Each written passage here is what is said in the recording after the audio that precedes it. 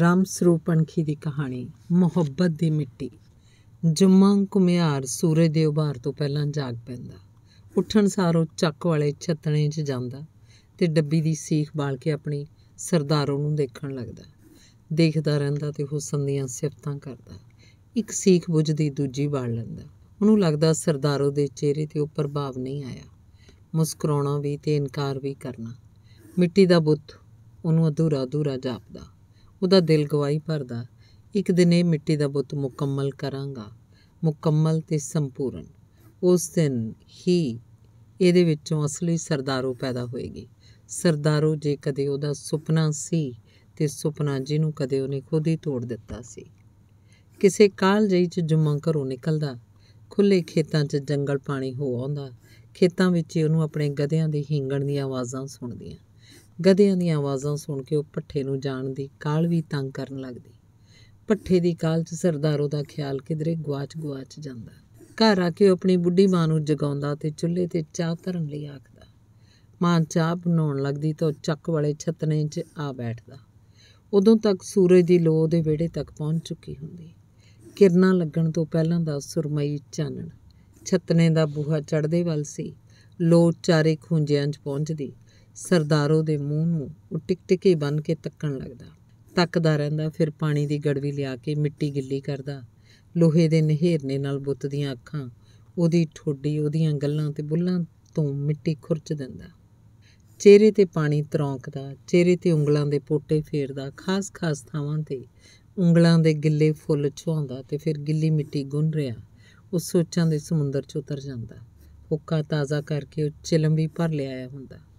ਮੱਠੀ ਹੁੱਕੇ ਦੀ ਘੁੱਟ ਲੈਂਦਾ, ਅੱਧ ਖੁੱਲ੍ਹੀਆਂ ਅੱਖਾਂ ਵਿੱਚ ਵਿਉਂਤਾਂ ਬਣਾਉਂਦਾ।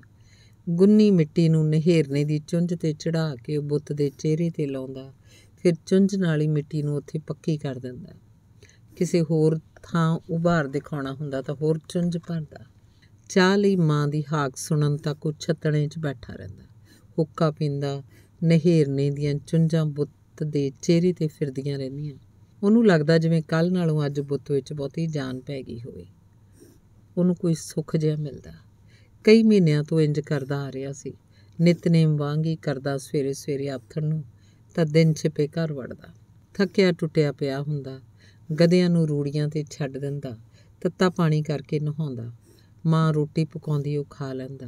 ਬਿੰਦ ਝੱਟ ਹੁੱਕਾ ਪੀਂਦਾ ਤੇ ਫਿਰ ਗਧਿਆਂ ਨੂੰ ਘੇਰ ਲਿਆਉਂਦਾ। ਉਹਨਾਂ ਮੂਹਰੇ ਸੁੱਕਾ ਘਾਹ ਸੁੱਟਦਾ। ਉਹਨਾਂ ਦੀਆਂ ਲੱਤਾਂ ਕਿੱਲਿਆਂ ਦੇ ਰੱਸਿਆਂ ਨਾਲ ਬੰਨ੍ਹ ਦਿੰਦਾ। ਹੀਂਗਦੇ, ਫੂੰਕਾਰੇ ਮਾਰਦੇ, ਦੁਲੱਤੀਆਂ ਚਲਾਉਂਦੇ, ਲਿਟਦੇ ਉੱਠਦੇ ਗਧੇ ਟਿਕ ਜਾਂਦੇ ਤਾਂ ਜੁੰਮਾ ਵੀ ਸੌਣ ਦੀ ਕੋਸ਼ਿਸ਼ ਕਰਦਾ। ਮਾਂ ਰੋਟੀ ਟੁੱਕ ਦਾ ਕੰਮ ਮੁਕਾ ਕੇ ਤੇ ਭਾਂਡਾ ਟੀਂਡਾ ਸਾਂਭ ਕੇ ਜੁੰਮੇ ਤੋਂ ਕਿੰਨਾ ਚਿਰ ਪਿੱਛੋਂ ਮੰਜੀ 'ਤੇ ਪੈਂਦੀ। ਜੁੰਮੇ ਦੀ ਉਮਰ ਇਸ ਵੇਲੇ 50 ਸਾਲਾਂ ਤੋਂ ਉੱਤੇ ਸੀ। ਉਹਨਾਂ ਦਾ ਹੋਰ ਕੋਈ ਨਹੀਂ ਸੀ। ਉਹ ਸੀ ਤੇ ਉਹਦੀ ਬੁੱਢੀ ਮਾਂ। ਬਾਕੀ ਸਾਰਾ ਟੱਬਰ 47 ਦੀ ਵੱਡਾ ਟੁੱਕੀ ਵੇਲੇ ਵਿਛੜ ਗਿਆ ਸੀ। 47 ਤੋਂ ਪਹਿਲਾਂ ਦੀ ਗੱਲ ਹੈ। ਹਵੇਲੀ ਵਾਲਿਆਂ ਦੀ ਕੁੜੀ ਸਰਦਾਰੋ ਜੁੰਮੇ ਨਾਲ ਦਾਈ ਦੁੱਕੜੇ ਖੇਡਦੀ ਹੁੰਦੀ। ਉਹ ਕਿੰਨੀ ਖਲੰਦੜੀ ਸੀ। ਹੱਸਦੀ ਤਾਂ ਗੱਲਾਂ 'ਤੇ ਟੋਏ ਪੈਂਦੇ। ਬਿਨਾਂ ਕਾਰਨ ਹੀ ਹੱਸਦੀ ਰਹਿੰਦੀ। ਗੱਲ 'ਤੇ ਜੁੰਮੇ ਨੂੰ ਖਿਜਾਉਂਦੀ। ਉਹਨਾਂ ਦਿਨਾਂ 'ਚ ਤਾਂ ਵੱਡੇ ਮੁੰਡੇ ਕੁੜੀਆਂ ਇਕੱਠੇ ਖੇਡਦੇ ਸੀ। ਹੁਣ ਵਰਗਾ ਜ਼ਮਾਨਾ ਨਹੀਂ ਸੀ। 16, 18 ਸਾਲ ਦੇ ਮੁੰਡੇ ਕੁੜੀਆਂ ਮਾਪਿਆਂ ਲਈ ਗੁੱਡੀਆਂ ਤੋਂ ਵੱਧ ਨਹੀਂ ਸਨ। ਅਗਵਾੜ ਦੀ ਧਰਮਸ਼ਾਲਾ 'ਚੋਂ ਸੋਤੇ ਤੱਕ ਖੇਡਦੇ ਰਹਿੰਦੇ। ਰੌਲਾ ਪਾਉਂਦੇ, ਚੀਕਾਂ ਮਾਰਦੇ, ਘਰ ਮੁੜਨ ਲੱਗੇ ਉੱਚੀ ਬੋਲਦੇ, ਮੁਰ ਲਿਓ ਖਿੱਚ ਲਓ ਡੋਰ, ਮਗਰਲਿਆਂ ਦੀ ਮਾਂ ਨੂੰ ਲੈ ਗਏ ਚੋਰ। ਤੇ ਫਿਰ ਜਦੋਂ 47 ਦੀ ਵੱਡਾ ਟੁੱਕੀ ਹੋਈ, ਜੁੰਮੇ ਦਾ ਪਿਓ ਤੇ ਉਹਦੇ ਦੋਵੇਂ ਚਾਚੇ ਇੱਧਰ ਹੀ ਮਾਰੇ ਗਏ। ਭੈਣਾਂ ਨੂੰ ਮਿਲਟਰੀ ਕੈਂਪ ਵਾਲੇ ਲੈ ਗਏ। ਉਹ ਤੇ ਉਹਦੀ ਮਾਂ ਹਵੇਲੀ ਵਾਲਿਆਂ ਦੇ ਘਰ ਨੀਰੇ ਵਾਲੀ ਸਬਾਤ 'ਚ ਛੁਪ ਕੇ ਬੈਠੇ ਰਹੇ। ਉੱਥੇ ਹੀ ਰੋਟੀ ਪਾਣੀ, ਉੱਥੇ ਹੀ ਰਾਤ ਨੂੰ ਸੌਂ ਜਾਂਦੇ। ਗਰਮੀ ਸਰਦੀ ਦਾ ਕੋਈ ਅਹਿਸਾਸ ਨਹੀਂ ਸੀ। ਮੂੰਹ ਹਨੇਰੇ ਉੱਠ ਕੇ ਜੰਗਲ ਪਾਣੀ ਜਾ ਆਉਂਦੇ। ਨੀਰੇ ਵਾਲੀ ਸਬਾਤ ਹੀ ਉਹਨਾਂ ਦਾ ਸੰਸਾਰ ਬਣ ਗਿਆ। ਸਰਦਾਰੋ ਉਹਨਾਂ ਨੂੰ ਰੋਟੀ ਪਾਣੀ ਦੇ ਕੇ ਜਾਂਦੀ। ਜੁੰਮੇ ਦੀ ਮਾਂ ਸਰਦਾਰੋ ਨੂੰ ਪੁੱਛ ਕਰਕੇ ਪਿਆਰ ਕਰਦੀ। ਉਹਨੂੰ ਆਪਣੀ ਹਿੱਕ ਨਾਲ ਲਾ ਕੇ ਘੁੱਟਦੀ ਜਿਵੇਂ ਆਪਣੀ ਧੀ ਹੋਵੇ। ਰਾਤ ਨੂੰ ਜੁੰਮੇ ਨੂੰ ਆਪਣੀ ਹਿੱਕ ਨਾਲ ਘੁੱਟ ਕੇ ਸੌਂਦੀ। ਤੂਫਾਨ ਗੁਜ਼ਰ ਗਿਆ ਤਾਂ ਜੁੰਮਾ ਤੇ ਜੁੰਮੇ ਦੀ ਮਾਂ ਹਵੇਲੀ ਵਾਲਿਆਂ ਦੇ ਘਰੋਂ ਬਾਹਰ ਆ ਗਏ। ਪਿੰਡ ਵਿੱਚ ਹੀ ਨਿੱਕੇ ਮੋਟੇ ਕੰਮ ਕਰਨ ਲੱਗੇ। ਲੋਕਾਂ ਦੇ ਘਰਾਂ 'ਚ ਕੰਮ ਕਰਦੇ, ਰੋਟੀ ਖਾ ਲੈਂਦੇ। ਰਹਿੰਦੇ ਵੀ ਲੋਕਾਂ ਦੇ ਘਰਾਂ 'ਚ ਹੀ। ਆਪਣੇ ਘਰ ਤੋਂ ਜਿਵੇਂ ਉਹਨਾਂ ਨੂੰ ਡਰ ਲੱਗਦਾ ਹੋਵੇ, ਜਿਵੇਂ ਹੁਣ ਵੀ ਕੋਈ ਉਹਨਾਂ ਨੂੰ ਸੁੱਤਿਆਂ ਨੂੰ ਆ ਕੇ ਮਾਰ ਜਾਏਗਾ। ਤੇ ਫਿਰ ਉਹ ਆਪਣੇ ਘਰ ਹੀ ਆ ਗਏ। ਘਰ ਵਿੱਚ ਤਾਂ ਕੁਝ ਵੀ ਨਹੀਂ ਸੀ। ਘਰ ਦੀਆਂ ਕੰਧਾਂ ਖੜੀਆਂ ਸੀ, ਘਰ ਦੀ ਛੱਤ ਕਾਇਮ ਸੀ, ਛੱਤਣੇ 'ਚ ਚੱਕ ਹੈਗਾ ਸੀ, ਇੱਕ ਪਾਸੇ ਡਿੱਗਿਆ ਪਿਆ। ਜੁੰਮੇ ਨੇ ਚੱਕ ਨੂੰ ਹਿਲਾਇਆ ਨਹੀਂ। ਹੁਣ ਤੱਕ ਵੀ ਉਹ ਚੱਕ ਉਵੇਂ ਦਾ ਉਵੇਂ ਪਿਆ ਹੋਇਆ ਸੀ, ਨਿਰਜਿੰਦ, ਬੇਆਵਾਜ਼, ਛਾਪਲਿਆ ਹੋਇਆ। ਹੁਣੇ ਜਿਵੇਂ ਕੋਈ ਉਹਨੂੰ ਗੇੜਾ ਦੇਵੇ ਤਾਂ ਉਹ ਹਰਕਤ 'ਚ ਆ ਸਕਦਾ। 47 ਦੇ ਸਾਕੇ ਨੂੰ 8-10 ਵਰ੍ਹੇ ਲੰਘ ਗਏ। ਉਦੋਂ ਤੱਕ ਜੁੰਮੇ ਕੋਲ 4 ਗਧੇ, 2 ਗਧੀਆਂ ਸਨ। ਭੱਠੇ 'ਤੇ ਜਾ ਕੇ ਉਹ ਇੱਟਾਂ ਢੋਣ ਦਾ ਕੰਮ ਕਰਦਾ। ਮਾਂ ਘਰ 'ਚ ਰਹਿੰਦੀ। ਸੋਹਣਾ ਗੁਜ਼ਾਰਾ ਚੱਲ ਰਿਹਾ ਸੀ। ਹਵੇਲੀ ਵਾਲਿਆਂ ਦੀ ਸਰਦਾਰੋ ਦਾ ਵਿਆਹ ਸੀ। ਵਿਆਹ ਤੋਂ 4 ਦਿਨ ਪਹਿਲਾਂ ਉਹ ਅੱਧੀ ਰਾਤ ਘਰੋਂ ਉੱਠ ਕੇ ਜੁੰਮੇ ਕੋਲ ਆਈ। ਉਹਨੂੰ ਬਾਹੋਂ ਫੜ ਕੇ ਮੰਜੇ 'ਤੇ ਬਿਠਾ ਤਾ। ਕਿੰਨਾ ਹੀ ਚਿਰ ਉਹਦੇ ਨਾਲ ਕੁਸਰ ਮੁਸਰ ਕਰਦੀ ਰਹੀ। ਮਾਂ ਦੀ ਮੰਜੀ ਦੂਰ ਸੀ। ਜੁੰਮਾ ਮੰਨਿਆ ਨਹੀਂ, ਡਰ ਗਿਆ। ਐਡੀ ਵੱਡੀ ਚੱਟਾਨ ਨਾਲ ਮੱਥਾ ਕਿਵੇਂ ਲਾਉਂਦਾ? ਉਹ ਤਾਂ ਇੱਕ ਘੁਮਾਰ ਸੀ ਬਸ। ਹਵੇਲੀ ਵਾਲੇ ਤਾਂ ਜ਼ਿਮੀਂਦਾਰ ਸੀ। ਉਹ ਆਥਣ ਨੂੰ ਕਿਹੜਾ ਨਾ ਖਪਾ ਕੇ ਰੱਖ ਦਿੰਦੇ। ਤੇ ਫਿਰ ਜੁੰਮੇ ਤੇ ਜੁੰਮੇ ਦੀ ਮਾਂ ਨੇ ਉਹਨਾਂ ਦੇ ਘਰ ਦਾ ਲੂਣ ਵੀ ਤਾਂ ਖਾਧਾ ਸੀ। ਸਰਦਾਰੋ ਜਿਵੇਂ ਕੋਈ ਸਰਾਪ ਦੇ ਕੇ ਤੁਰ ਗਈ ਹੋਵੇ। ਬਸ 100 ਦਿਨ ਜੁੰਮਾ ਪਿੱਤੇ ਵਾਂਗ ਸੁੱਕਣ ਲੱਗ ਪਈ। ਉਸ ਪਿੰਡ ਵਿੱਚ ਤੇ ਆਲੇ ਦੁਆਲੇ ਦੇ ਪਿੰਡਾਂ 'ਚ ਹੀ ਮੁਸਲਮਾਨ ਘੁਮਾਰਾਂ ਦਾ ਕੋਈ ਘਰ ਨਹੀਂ ਰਹਿ ਗਿਆ ਸੀ। ਇੱਧਰ ਹੀ ਖੁਰਦ-ਬੁਰਦ ਹੋ ਗਏ ਜਾਂ ਫਿਰ ਪਾਕਿਸਤਾਨ ਨੂੰ ਚਲੇ ਗਏ।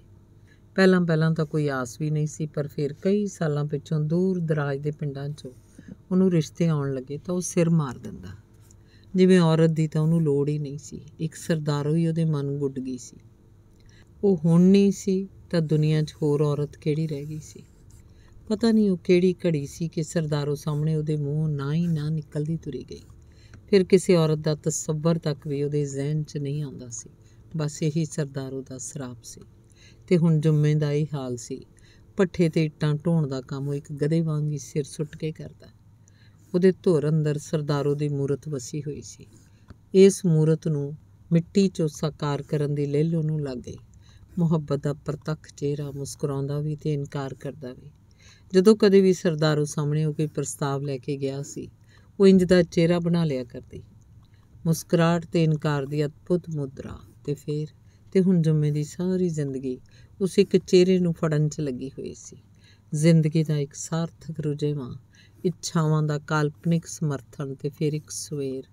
ਸਰਦਾਰੋ ਦੀ ਗੋਦੀ ਨਵਾਂ ਬਾਲ ਸੀ। ਉਹਦਾ ਪੁੱਤਰ ਉਮਲ ਥੱਲੇ ਡਿੱਗਣ ਨੂੰ ਕਰਦਾ। ਸਵੇਰੇ ਜੁੰਮਾ ਬੁੱਤ ਦੇ ਚਿਹਰੇ 'ਤੇ ਮੁਹੱਬਤ ਦੀ ਆਖਰੀ ਮਿੱਟੀ ਚੜ੍ਹਾ ਰਿਹਾ ਸੀ। ਅੱਜ ਬੁੱਤ ਨੇ ਮੁਕੰਮਲ ਹੋ ਜਾਣਾ ਸੀ।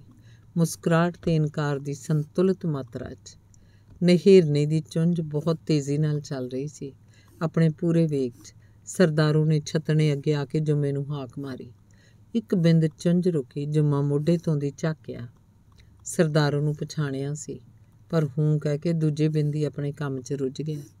ਇਹ ਕੰਮ ਉਹਨੇ ਪਹਿਲਾਂ ਨਿਬੇੜਨਾ ਹੋਏਗਾ। ਸਵੇਰ ਵੀ ਹੋ ਗਈ। ਭੱਠੇ 'ਤੇ ਵੀ ਜਾਣਾ ਸੀ। ਸਰਦਾਰੋ 2 ਪਲ ਰੁਕੀ ਤੇ ਉਹਦੀ ਪਿੱਠ 'ਤੇ ਨਜ਼ਰਾਂ ਤਿਲਕਾਉਂਦੀ ਜੁੰਮੇ ਦੀ ਬੁੱਢੀ ਮਾਂ ਵੱਲ ਚਲੀ ਗਈ। ਕੰਮ ਮੁਕਾ ਕੇ ਜੁੰਮਾ ਉੱਠਿਆ। ਸਰਦਾਰੋ ਕਿਧਰੇ ਵੀ ਨਹੀਂ ਸੀ, ਜਾ ਚੁੱਕੀ ਸੀ। ਪਤਾ ਨਹੀਂ ਕਿਉਂ ਆਈ ਸੀ। ਇਹ ਸਭ ਕਾਸੇ ਬਾਰੇ ਜੁੰਮੇ ਨੇ ਸੋਚਿਆ ਵੀ ਨਹੀਂ।